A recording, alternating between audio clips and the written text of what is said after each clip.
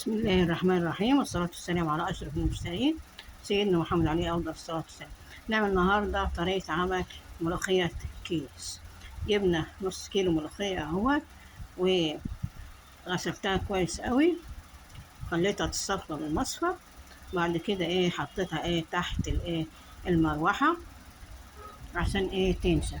عندك تحطيها تحت المروحة زي كده، يا إما تاخدي القماشة اللي زي كده وتحطيها بالطول كده، وتيجي برماها كده، وبرميها كده كده لو مستعجلة يعني، وكده تبرميها وتعمليها بإيديك، تضغطي بإيديك كده كم مرة وتعمليها تلاقيها تنشف. تمام. أو تحطيها في الشمس وتغطيها بشاشة خفيفة، هتنشف لك بسرعة. تعمليها تحت المروحة، يا تبرميها بالقماشة، يا في الشمس، بس تحط عليها شاشة خفيفة. تمام. هناخده بقى الملوخية دهية ونحطها في الكيس الجميل عشان نخرطوها في الكيس. في الكيس هنخرطها في الكيس بقى الملوخية كده، وتعبيها في الكيس زي ما انا عاملاها كده، تعبيها في الكيس اهو. تمام. تفضي منها الهواء، تضغطي كده وتفضي منها الهواء. تمام. بعد ما تفضي منها هواء كويس قوي، هتيجي تخرطيها بالمخرطة ده هي. تمام. انا بس ماسكه الموبايل بايد، فانا مش هعرف اوريكم وانا بخرط. تمام. شايفين خرطت فيها شويه اهو عشان اوريكم بس تمام. ماشي. الخراطه دي ولا لا؟ بس لسه هنعمها كمان. تمام. لما نعمها اوريها لكم تاني عشان انا بايد واحد. انا لسه يعني على قدي. شايفين اهي ملوخية اهي في كيس اهي، ولا اتخرم يعني ولا حاجة، كيس حلو يعني جميل عادي، ونشتري في الخضار تمام.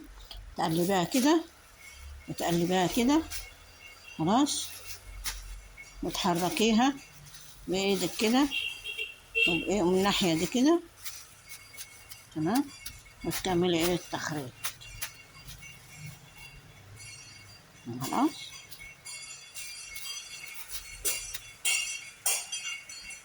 في الكيس اهي تحت البرانش، ونعملها في الكيس.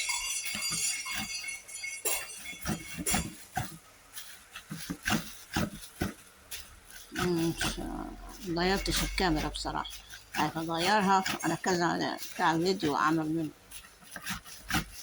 بسبب كده. تمام.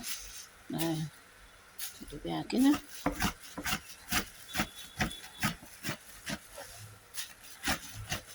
وهكذا لحد ما تنعميها بقى. والله بتنعم بسرعة يعني، متاخدش وقت. ايه رأيكم؟ نعمت كده ولا لا؟ هم؟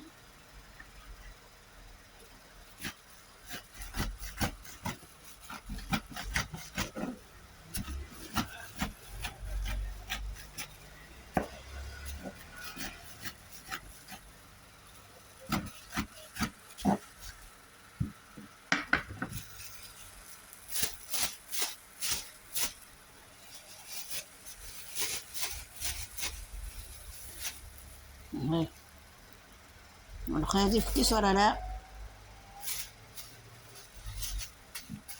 ولا شوية كمان؟ والله نعمت يعني حلوة كده، عشان كتر التنعيم بتاعها بيسودها، خلي بالك، كتر ما تنعميها قوي بتسود. تمام.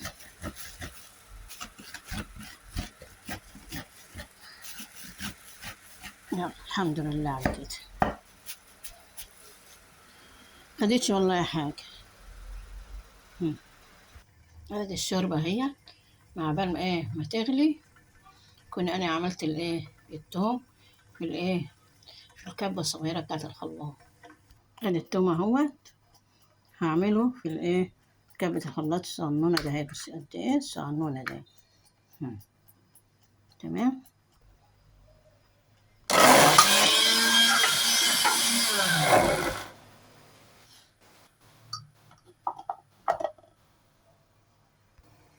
بص يا بيضة بقى يا حلوة، ده بتغلى هي نحطه ايه توم ني فيها.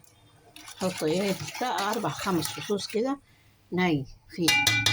تمام. بعد كده ايه هتحط الايه الملوخية بتاعت الست المصرية اهي، من الكيس اهو. الكيس دي ولا لا؟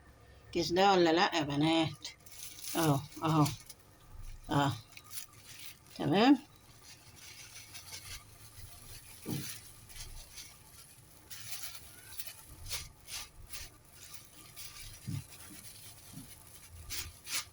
اهو شايفين فضة اهو.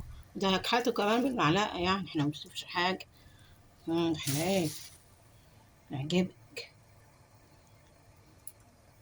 تاخدها بقى ايه تقليبة كده.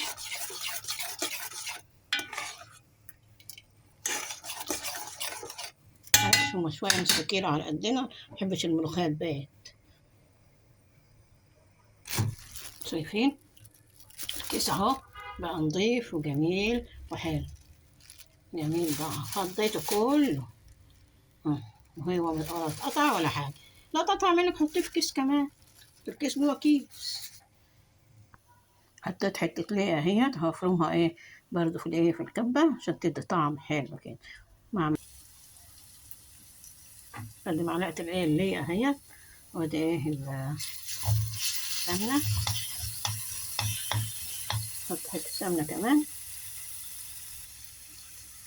يعني الملوخية متحبش يعني بايه الدهون الكتيرة. احنا بنعملها ليه؟ بس تبقى خفيفة على المعدة في الصيف.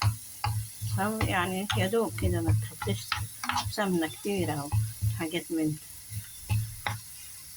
بس حتة معلقة سمنة بلدي وحبة زيت ومعلقة الايه اللي هي شفتوها دي.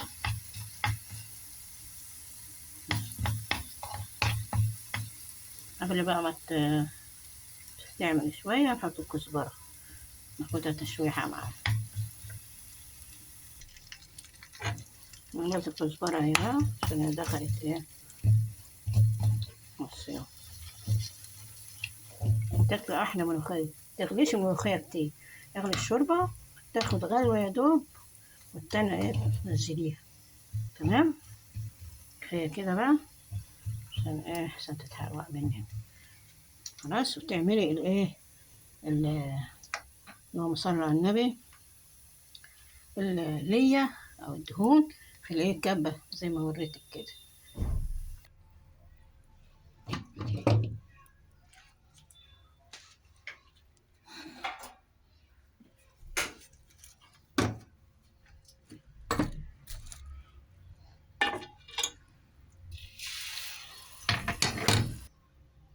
بغتانة بسيط خفيف، ملوخية ولحمة ورز ومخلل طبعا. تمام. لكم منا أطيب الايه المنى ورق التهاني. خلاص قلنا الايه اللي او الدهون تفرميها في الكبة الصغننة عشان ما تخضريش منها حاجة، عشان كمان ما تبانش في الأكل حتت كده واللوكي اللي بيمشي ده. تمام. يلا بينا. سلام. لكم منا أجمل المنى أرق التهاني وأجمل الايه الأمان. سلام. باي باي.